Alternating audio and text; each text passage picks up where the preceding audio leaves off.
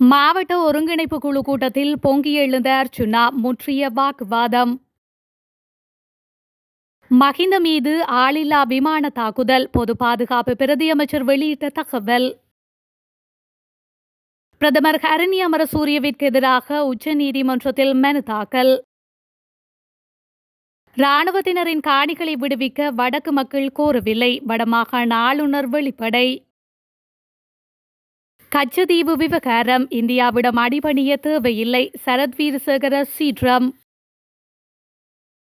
அனுரவின் திட்டங்கள் வெற்றி பெற்றால் ரணிலுக்கே பெருமை, சாகர பகிரங்கம். கிளிநொச்சி மாவட்ட அபிவிருத்தி ஒருங்கிணைப்பு குழு கூட்டமானது இன்று இடம்பெற்றுள்ளது. குறித்த கூட்டத்தில் இலங்கை பேனை அபிவிருத்தி சபையின் தலைவர் சகாதேவனுக்கும் நாடாளுமன்ற உறுப்பினர் ராமநாதன் அர்ச்சுனாவுக்கும் இடையே கருத்து மோதல் ஏற்பட்டுள்ளது. இதன்போது சகாதேவன் அர்ச்சுனாவை பார்த்து, நாடாளுமன்ற உறுப்பினர் போல இல்லாமல் நீங்கள் ஏன் பைத்தியக்காரத்தனமாக பேசுகின்றீர்கள் என தெரிவித்துள்ளார். அதற்கு வாயை மூடுங்கள் என அர்ச்சுனா ஆங்கிலத்தில் தெரிவித்த நிலையில், இதன்போது குறுக்கிட்ட தம்பி ராசா, ஒரு நாடாளுமன்ற உறுப்பினர் மக்களால் தெரிவு செய்யப்பட்டவர் என்று எல்லாம் கூற முடியாது, இங்கே அதிகாரிகள் தான் உள்ளார்கள் என தெரிவித்துள்ளார். இதன்போது குறுக்கிட்ட அர்ச்சுனா, ஒரு நாடாளுமன்ற உறுப்பினர் கதைக்கும் போது கதைப்பதற்கு உங்களுக்கு உரிமை இருக்கின்றது என்று நினைத்து கொண்டு இருக்கின்றீர்களா என்று விட்டு தம்பிராசாவை பார்த்து கேன் யூ ஷட் அப் என தெரிவித்துள்ளார். இதனையடுத்து தம்பிராசாவிற்கும் ராமநாதன் அர்ச்சுனாவிற்கும் இடையே வாக்குவாதம் தொடர்ச்சியாகியுள்ளமையும் குறிப்பிடத்தக்கது. அரச புலனாய்வு தகவல்களின்படி முன்னாள் ஜனாதிபதி மஹிந்த ராஜபக்ஷ மீது ஆளில்லா விமானம் தாக்கும் அபாயம் இல்லை என பொது பாதுகாப்பு பிரதி அமைச்சர் சட்டத்தரணி சுனில் வட்டகல தெரிவித்துள்ளார். அத்துடன் இது தொடர்பான பாதுகாப்பு நிலைமைகளில் தேவையான மாற்றங்களை மேற்கொள்ள வாய்ப்புள்ளதாகவும் அவர் மேலும் சுட்டிக்காட்டியுள்ளார். இன்று தென்னிலங்கை தொலைக்காட்சி நிகழ்ச்சியொன்றில் கலந்து கொண்ட போதே அவர் இவ்வாறு குறிப்பிட்டுள்ளார். இதுகுறித்து தொடர்ந்தும் கருத்து வெளியிட்ட அவர், ஆளில்லா விமான தாக்குதல் ஒன்று நடத்த திட்டமிட்டு உள்ளதாக மனோஜ் கமகே கூறியிருந்தார். இப்போது அவரை விசாரிக்க காவல்துறை அதிபர் தயாராக உள்ளார். ஆளில்லா விமான தாக்குதல் நடாத்தப்பட்டாலும் அந்த ஆளில்லா விமான தாக்குதலை எதிர்கொள்ள மஹிந்தவை சுற்றியுள்ளவர்கள் போதாது. T-56 அந்த ஆளில்லா விமான தாக்குதலுக்கு ஏற்றதல்ல. மனோஜ் கமகே எதையாவது சொல்லும் போது கவனமாக சொல்லுங்கள், மக்களை திசை திருப்பாதீர்கள். எங்கள் உளவுத்துறைக்குள் ட்ரோன் தாக்குதல் எதுவும் இல்லை, அது எங்களுக்கு வருகின்றது என்பதை அவர் சொல்ல வேண்டும். ஒரு குறிப்பிட்ட மதிப்பீட்டிற்குள் முடிவுகள் எடுக்கப்படுகின்றன. அவ்வாறு இல்லை என்றால் நாங்கள் மறுபரிசீலனை செய்வோம். நான் பொது பாதுகாப்பு பிரதி அமைச்சர், நானும் இன்று தனியாகத்தான் இந்த நிகழ்ச்சிக்கு வந்தேன் என்று அவர் மேலும் தெரிவித்துள்ளார். வடக்கு மக்கள் ராணுவத்தினரின் காணிகளை விடுவிக்க கோரவில்லை என வடக்கு மாகாண ஆளுநர் வேதநாயகன் தெரிவித்துள்ளார். அவர்களின் சொந்த காணிகளையே விடுவிக்க கோருகின்றார்கள் என்ற தெளிவுபடுத்தலை தென்னிலங்கை மக்களுக்கு எடுத்துச் சொல்லுமாறு என்னை சந்தித்த தென்னிலங்கையை சேர்ந்த சிவில் சமூக குழுக்களிடம் தெரிவித்துள்ளேன் என வடக்கு மாகாண ஆளுநர் குறிப்பிட்டுள்ளார். பூனையின்கடு இந்து மயானத்தில் நேற்று இடம்பெற்ற மரநடுகை நிகழ்வில் உரையாற்றிய போதே ஆளுநர் மேற்கண்டவாறு குறிப்பிட்டுள்ளார். அவர் மேலும் கருத்து வெளியிடுகையில், 2015ஆம் ஆண்டு காலத்தில் யாழ் மாவட்ட செயலாளராக நான் இருந்தபோது படிப்படியாக பல பிரதேசங்கள் விடுவிக்கப்பட்டன. விடுவிக்கப்பட்ட பிரதேசங்களில் மக்கள் குடியமரவில்லை என பாதுகாப்பு தரப்பினர் எங்களுக்கு திரும்ப திரும்ப சொல்லிக் கொண்டிருந்தனர். தற்பொழுது யாழ் மாவட்ட இராணுவ தளபதியாக நியமிக்கப்பட்டுள்ள ஜஹம்பத் நேர் சிந்தனையுடைய ஒருவர். எனவே இந்த அரசாங்கத்தின் காலத்தில் படிப்படியாக காணிகளை விடுவிக்க முடியும் என நம்புகின்றேன் என்று அவர் மேலும் தெரிவித்துள்ளார்.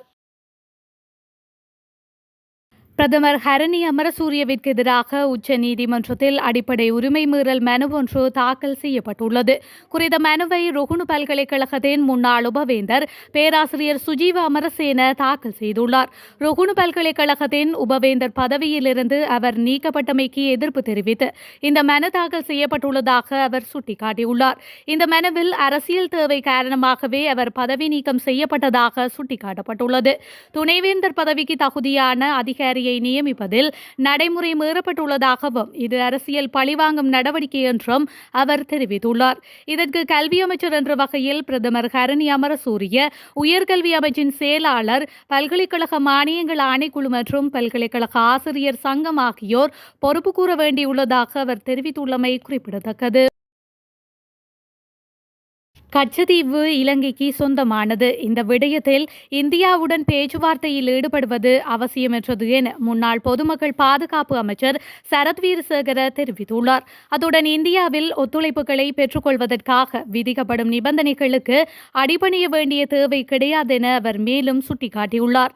இலங்கை இந்திய கடற்தொழிலாளர் பிரச்சினைக்கு நிரந்தர தீர்வாக கச்சத்தீவை மீட்க வேண்டும் என இந்தியாவின் திராவிட முன்னேற்றக் கழகம் தீர்மானம் ஒன்றை அண்மையில் நிறைவேற்றியுள்ளமை தொடர்பில் வினவிய போதே அவர் இவ்வாறு குறிப்பிட்டுள்ளார். இதுகுறித்து அவர் மேலும் தெரிவித்துள்ளதாவது: கச்சத்தீவு விவகாரத்தை இந்திய அரசாங்கம் அரசியல் பிரசாரத்துக்காகவே பயன்படுத்திக் கொள்கின்றது. இலங்கை கடற்தொழிலாளர்கள் இந்திய கடல் எல்லைக்குள் சென்று சட்டவிரோதமான முறையில் மீன்பிடி நடவடிக்கைகளில் ஈடுபடுவதில்லை.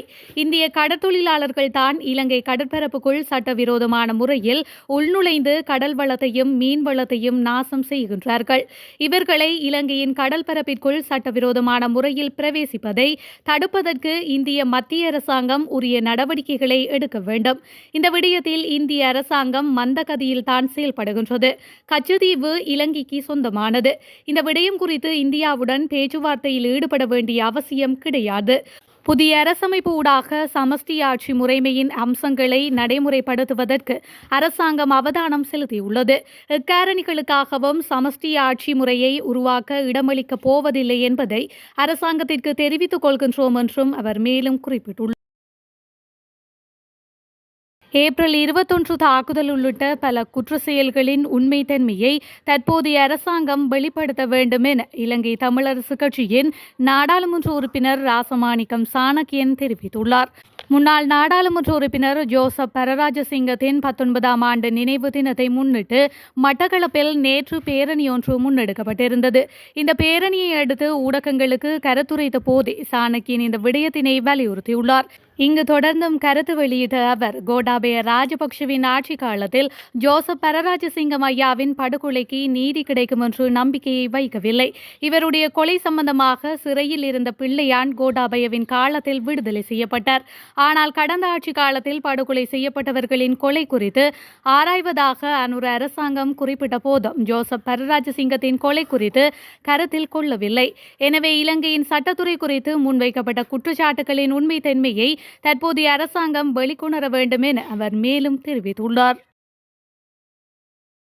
ரணிலின் பொருளாதார கொள்கைகளை கடுமையாக விமர்சித்து ஆட்சிக்கு வந்த ஜனாதிபதி அனுரகுமார திசாநாயக்க எவ்வித மாற்றமுமின்றி அந்த பொருளாதார கொள்கைகளை முழுமையாக செயல்படுத்துகின்றார் என ஸ்ரீலங்கா பொதுஜன பெரமுனவின் பொதுச் செயலாளர் சாகர காரியவசம் தெரிவித்துள்ளார். அத்துடன் ஜனாதிபதியின் பொருளாதார மீழ்ச்சிக்காக எடுக்கப்படும் திட்டங்கள் வெற்றி பெற்றால் அதன் பெருமை முன்னாள் ஜனாதிபதி ரணில் விக்ரமசிங்கவையே சாரும் என அவர் மேலும் சுட்டிக்காட்டியுள்ளார். ஸ்ரீலங்கா பொதுஜன பெரமுனவின் காரியாலயத்தில் நேற்று நடைபெற்ற நிகழ்வில் கலந்து கொண்டு உரையாற்றுகையிலேயே அவர் இவ்வாறு குறிப்பிட்டுள்ளார்.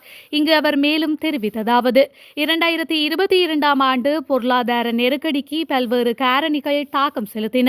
பொருளாதார நெருக்கடிக்கு தீர்வு காண்பதற்கு அரசியலுக்கு அப்பாற்பட்ட வகையில் தீர்மானங்களை எடுத்திருந்தோம். ரணில் விக்ரமசிங்கவின் பொருளாதார கொள்கையை கடுமையாக விமர்சித்த தேசிய மக்கள் சக்தியின் தலைவர் அனுரகுமார திசாநாயக்க தற்பொழுது முழுமையாக நடைமுறைப்படுத்தியுள்ளார்.